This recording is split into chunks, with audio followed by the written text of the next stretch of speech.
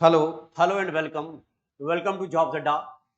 प्यारे बच्चों, जैसे आपको पता है कल हमने आपको अनाउंसमेंट करी थी एक नया जो लाइव बैच हम पढ़ा रहे हैं। तो मैंने आपको बोला था कि एक नया बैच आ रहा है जिसकी क्लासेस सुबह 9 बजे से होंगी। तो ये 9 से 10, 10 से 11, 11 से 12, 12 से एक डेली क्लास चला करेगी कंटिन्यू।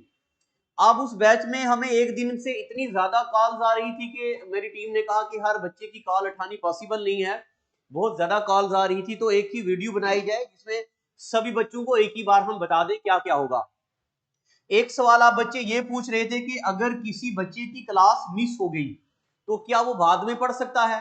तो आपको देखो ये लाइव भी है और इसके अलावा रिकॉर्डेड भी है, तो आपको रिकॉर्डेड क्लासेस भी मिलेंगी 1 साल की वैलिडिटी तक। एक तो 1 साल तक रहेंगी ये वाली क्लासेस। और उसके बाद बच्चे बोल रहे थे हमें कभी डाउट आएगा तो डाउट कैसे पूछेंगे। तो प्यारे बच्चों, आप जम्मू कश्मीर के सबसे बड़े प्लेटफॉर्म पे हैं। यहाँ अभी मैं आपको टीम बताऊंगा। हमारी सभी टीम का मकसद ही यही है, आप उन बंदों के साथ जुड़े हैं जो अपने मकसद के लिए पागल हैं। तो जब आप कोई डाउट पूछेंगे तो हमारे सामने एक बहुत बड़ी स्क्रीन है। उस बड़ी स्क्रीन में सिर्फ आपका थोबड़ा नहीं आएगा, बल्कि आप जो भी लिखेंगे वो हमें दिखेगा कि बच्चा क्या पूछ रहा है। तो हमारी टीम बाज़ाब्ता आपका नाम लेके आपको बताएगी कि भाई इस बच्चे का ये डाउट है, इसको ये बात दोबारा समझाई जाए। ठीक है यहां तक। और उसके बाद अब आप ये बोलेंगे कि ये ज्यादा सवाल ये आ रहे थे कि किस किस एग्जाम के लिए होगा। तो वो मैं अभी आपको अपनी टीम से मिलाऊंगा। पहले मैं बताऊं किस किस एग्जाम के लिए हम पढ़ा रहे हैं आपको। ये जो नायब तहसीलदार की वैकेंसी है। अब आपका पहला सवाल होगा, उर्दू पढ़ाया जाएगा। उर्दू कौन पढ़ाएगा? उर्दू के लिए स्टेट की नंबर 1 फैकल्टी है। आप उर्दू पढ़ेंगे, आपको क्या जबरदस्त शायराना अंदाज लगेगा। आपको लगेगा ही नहीं कि आप कंप्यूटर की स्क्रीन पे पढ़ रहे हैं, आपको लगेगा मास्टर रूबरू होके सामने से पढ़ा रहा है। नायब तहसीलदार के लिए पढ़ाया जाएगा, और उसके बाद पटवारी के लिए पढ़ाया जाएगा, जूनियर असिस्टेंट के लिए पढ़ाया जाएगा, और VLW के लिए पढ़ाया जाएगा। ये तो JKSSB के। उसके अलावा SSC की जो वैकेंसी है, CGL हो गया, MTS हो गया, CHSL हो गया, इन वैकेंसी के लिए भी यहाँ पे पढ़ाया जाएगा। अब तीसरा सवाल जो आपका था सबसे ज्यादा, सर एक बैच अलग अलग से बाई करना पड़ेगा या सबके लिए एक ही बार? नहीं, इस सबके लिए आपका एक ही बैच बाई करना है, उसी में हम सारी चीजें डालेंगे। जैसे मान लो नायब तहसीलदार के लिए आप पढ़ रहे हैं तो इसमें मेंसुरेशन होगी, तो बाजाब्ता अलग से फोल्डर बना दिया जाएगा मैथमेटिक्स फॉर नायब तहसीलदार। स्पेशल से फोल्डर बना दिया जाएगा मैथमेटिक्स फॉर VLW, ऐसा। तो ये एक ही बैच होगा। अब मैं चाहता हूं कि आपको अपने उन हीरो से मिलाया जाए, अपनी जॉब अड्डा की उन पहियों से मिलाया जाए, उन टायरों से मिलाया जाए जिनके बिना मैं अधूरा हूं, मेरा इंस्टीट्यूट अधूरा है। एक एक करके बताऊंगा। सबसे पहले मैं जो हमारे जम्मू कश्मीर के हमारे मेहमान भी हैं और जम्मू कश्मीर के सीनियर मोस्ट फैकल्टी भी हैं रीजनिंग की, और ढेर सारे सब्जेक्ट ये डील करते हैं। मगर ये बात मैं ये भी बताऊं कि कुछ लेने के लिए बच्चों का लेवल भी होना चाहिए कि वो चीजें पकड़ पाए, एब्जॉर्ब कर पाए। तो जो सबसे सीनियर मोस्ट टीचर हैं हमारे जम्मू कश्मीर के रीजनिंग के, अमित शुक्ला सर, तो इनके बारे में मैं आपको बताऊं, इन्होंने 2 किताबें भी लिखी है और दिल्ली में बहुत ज्यादा टाइम सर्व किया है। ये बच्चे सर कभी सर सामने आ जाइए। सर कभी कभार परेशान भी होते हैं कि जम्मू के बच्चे सब्र नहीं करते, ये चाहते हैं कि एक ही रात में पूरा सब कुछ गोल के पिलाया जाए। अभी एक से बढ़ के एक धुरंधर फैकल्टी से मिलाऊंगा जिनसे आप पढ़ेंगे, आपको लगेगा कि ऐसे भी टीचर होते हैं। तो शुक्ला सर, आप बच्चों को ये बताओ, आप रीजनिंग के सीनियर मोस्ट टीचर हैं, दिल्ली में बहुत सर्व किया, कि जो हम रीजनिंग पढ़ाएंगे इनको, चाहे SSC के एग्जाम हो चाहे JKSSB के एग्जाम हो, उसमें रीजनिंग के लिए जो बच्चा बिल्कुल फ्रेशर है जिसने कभी रीजनिंग नहीं पढ़ी, वो कितना टाइम लगाएगा कि आप उसको रीजनिंग का धुरंधर बना देंगे? और क्या क्या क्राइटेरिया होना चाहिए कि बच्चा भी घर में पढ़े कि नहीं पढ़े? अगर वो बच्चा, सबसे पहले अपना नाम बता ही देता हूँ। मेरा नाम अमित शुक्ला है और जैसा सर ने आपको बताया दिल्ली से हैं। तो बच्चा, सबसे पहले मैं आपको बता दूं, आप चाहे SSC का कर रहे हो चाहे JKSSB का, दोनों का सिलेबस जो होता है लगभग लगभग सेम होता है। बस बात डिफरेंस क्या होता है, मतलब डिफरेंस इतना ही रह जाता है कि इसमें जो होता है थोड़ा सा हाई लेवल होता है और इसमें जो होता है थोड़ा सा मॉडरेट होता है। इसमें जो होता है क्या, मॉडरेट होता है। अब आपको इतना तक पढ़ाया जाएगा कि अगर आप क्लास को लगभग में 2.5 से 3 महीने तक क्लास चलेगी, जिसमें मैं आपको वर्बल, नॉन वर्बल और लॉजिकल सभी जितनी रीजनिंग के जितने भी टॉपिक्स होते हैं पूरे के पूरे टॉपिक कंप्लीट करूंगा। और ये मेरा दावा है आपसे कि आप शिद्दत के साथ पर डे का लेक्चर सुनते हो तो रीजनिंग बाहर पढ़ने की कोई जरूरत नहीं। अगर क्लास पढ़ लेते हो तो जेके एसएसबी की तो मैं गारंटी लेता हूं बेटा, 101% गारंटी, 100 नहीं 101% गारंटी कि जेके एसएसबी उससे बाहर नहीं पूछेगा जितना क्लास में पढ़ाया जाएगा, इतना ही काफी रहेगा। ठीक है, तो जेके एसएसबी के लिए, अगर एसएससी के लिए करते हो तो एसएससी के लिए थोड़ा बहुत प्रैक्टिस भी करनी पड़ सकती है। अच्छा, सिलेबस जो होगा वो आपका बैंकिंग को भी टच करेगा।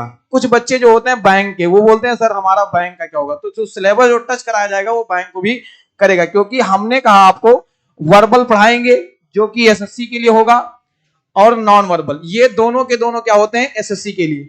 अब जेके एसएसबी क्या करता है, किसी किसी एग्जाम्स में वर्बल और लॉजिकल पूछता है, किसी किसी एग्जाम्स में वर्बल और नॉन वर्बल पूछता है। नॉन वर्बल का मतलब होता है कुछ फिगर्स वगैरह जो दिए होते हैं उस पे क्वेश्चन, और वर्बल में तो आपको पता ही है बच्चे, जो जो तैयारियां कर रहे हैं, जो जो टॉपिक्स होते हैं, जैसे आपका ब्लड रिलेशन हुआ, डायरेक्शन सेंस हुआ, और भी number series, letter series, coding, decoding, जितने भी टॉपिक्स होते हैं वो किसी होते हैं वर्बल के।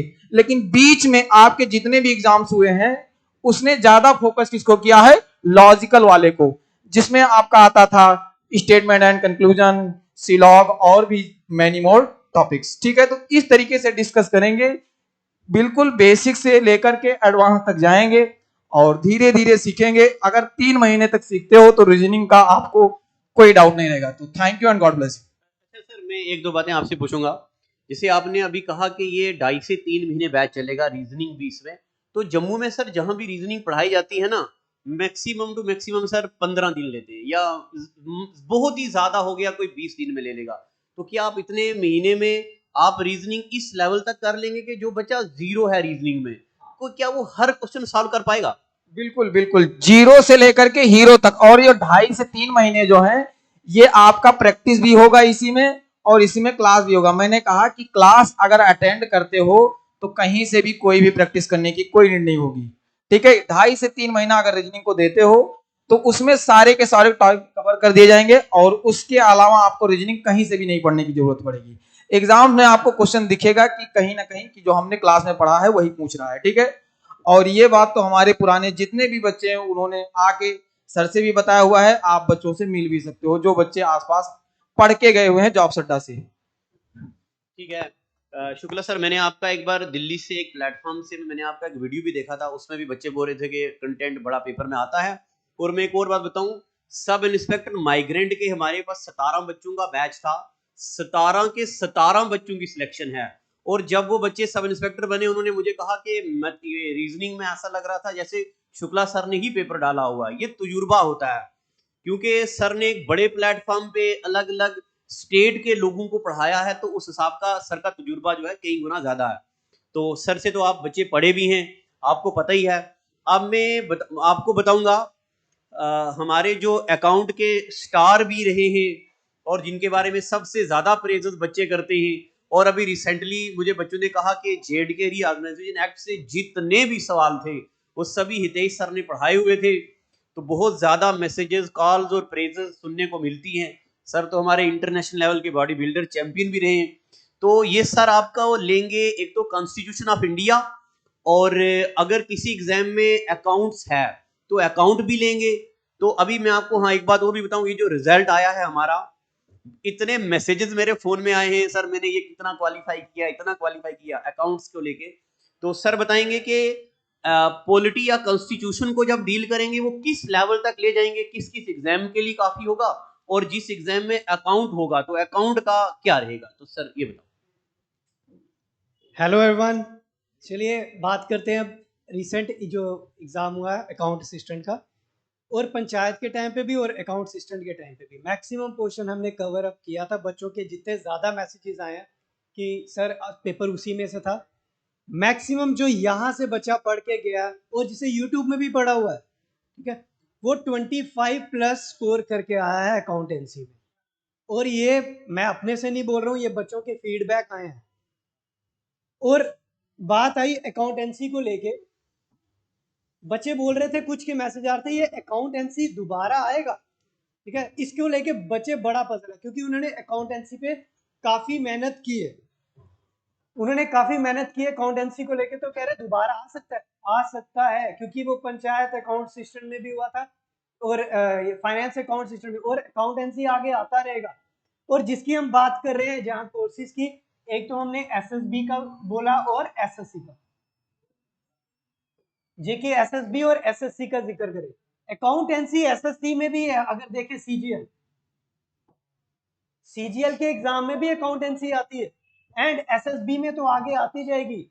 ये नहीं है कि अकाउंटेंसी का सफर खत्म हो गया, अभी बड़ा लंबा चलेगा। वैकेंसीज 2-3 साल तो आप वैकेंसीज को समझो कि आपको सिर्फ तैयारी करनी है, आप रेडी होने चाहिए एग्जाम के लिए, बस इतना ध्यान रखना। आप रिजल्ट देख रहे हैं, क्या कट ऑफ जा रहा है, क्या रैंकिंग जा रही है बच्चों की, तो आपको मेहनत उतनी ज्यादा करनी है, लेटर मस्ती नहीं करें। अगर टीचर आपका साथ दे रहा है तो आपको भी साथ देना पड़ेगा उसको, क्योंकि करियर आपका बनेगा। टीचर को बस बच्चों का अच्छा फीडबैक चाहिए, उसका बच्चों का अच्छा फीडबैक मिलेगा ना, उसकी एप्रिसिएशन अपने आप है, ठीक है। तो हम चाहते हैं कि आप जितनी ज्यादा मेहनत करें। ये तो मैंने अकाउंटेंसी की बात की। उसके बाद जो मेरा सेकंड सब्जेक्ट है वो है पॉलिटी, इंडियन पॉलिटी। संविधान कभी कहीं नहीं जाता, और एसएससी में संविधान तो रहेगा ही रहेगा। कॉन्स्टिट्यूशन हमारा परमानेंट है एसएससी के एग्जाम में, चाहे वो सीएचएसएल है, एमटीएस है, फिर उसके बाद सीजीएल है, एसएससी के जितने भी एग्जाम है, and as well as JK SSB and JK PSC में भी है। पीएससी में भी नहीं जा सकता, वो हमेशा ही आएगा। और एसएसबी में कुछ एग्जाम है, जैसे अभी फाइनेंस इंस्पेक्टर का एग्जाम हो रहा है, उसमें भी पॉलिटी है। अभी वीएलडब्ल्यू के जो लास्ट प्रीवियस एग्जाम हुआ था, उसमें भी 15 नंबर की पॉलिटी आई थी। तो इंडियन पॉलिटी भी बहुत बड़ा प्ले करेगी रोल, ठीक है। चाहे वो एसएससी का एग्जाम है या एसएसबी का, अकाउंटेंसी भी मैटर करेगी और इंडियन पॉलिटी भी मैटर करेगी। बस आप लोगों को मेहनत करनी है, जितना पढ़ाया जाएगा। देखो, आपको हर सब्जेक्ट में पीएचडी नहीं करनी है, आपको चलना है पेपर के पॉइंट ऑफ व्यू से। तैयारी कॉम्पिटिटिव की है, ठीक है। आपको वापिस सारा नहीं पढ़ना है, आपको वो लेवल पढ़ना है जो टीचर को पता है, वो टीचर उसी लेवल से ही आपको करवाए। तो आपको बस उतनी मेहनत करनी है। बच्चों की एक सबसे बड़ी खराबी है, वो क्या करते हैं, हर जगह से करना शुरू कर देते हैं।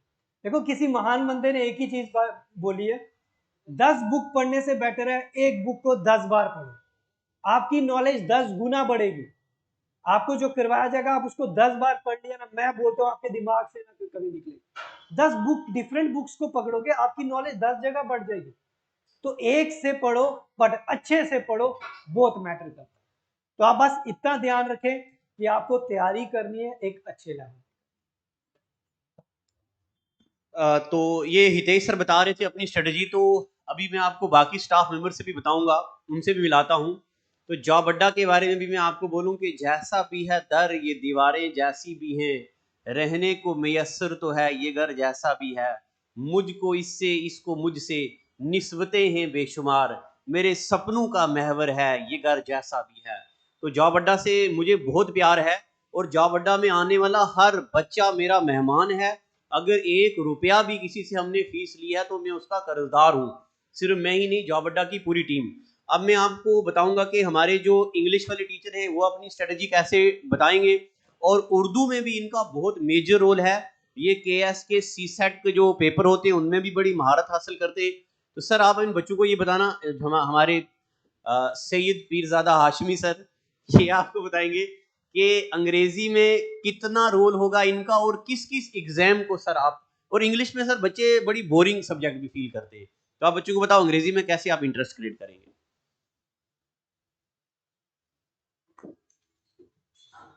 माय डियर स्टूडेंट्स, आप सभी का तहे दिल से आज की इस खूबसूरत वीडियो में हम वेलकम कहते हैं। उर्दू में बोले तो इस्तकबाल करते हैं।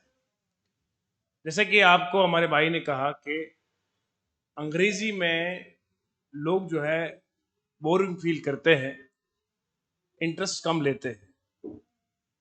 मैं तो ये समझता हूं कि अंग्रेजी में बच्चे वो बोर होते हैं जो उनसे पढ़ते हैं जो खुद अपने आप को अंग्रेजी पढ़ाते हैं।